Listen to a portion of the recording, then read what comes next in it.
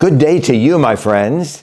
Pastor Byron here, and it is Friday, March the 5th. So glad that you have joined us today for these devotionals. The folks who live next door to us have 3 small children. They were playing in the backyard, and they had a little toy rocket that they were shooting up into the air. Well, the neighbors have a deck, and over the deck there is a roof. And as you might imagine, the kids sent the little rocket up into the air, and it landed on the roof. What a catastrophe.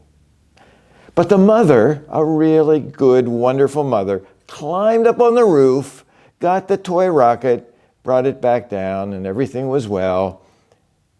Except when, they sent it up again, and it landed on the roof again. Friends, this is why we study history, or why we should study history, to learn from the past and not to keep making the same mistakes.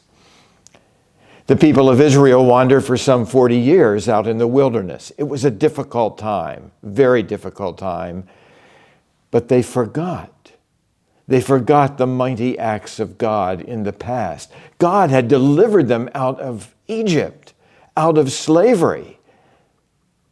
But they were not mindful of that in the wilderness, and they complained. Oh, they complained bitterly. So Moses, there are not enough graves in Egypt. You had to bring us out here to die. Well, we can't just blame the Israelites, can we? We may be wandering in our own wilderness, a pandemic, quick to complain, not remembering the mighty acts of God, God's gracious mighty acts in Jesus Christ that ultimately bring us deliverance over all earthly problems and for eternal glory. We need to remember the mighty acts of God in the past. I want to conclude just by a few verses from Psalm 119 to remember what God has done. Teach me, O Lord, the way of your statutes, and I will observe it to the end. Give me understanding that I may keep your law and observe it with my whole heart. Lead me in the path of your commandments, for I delight in it. Turn my heart to your decrees and not to selfish gain. Turn my eyes from looking at vanities. Give me life in your ways.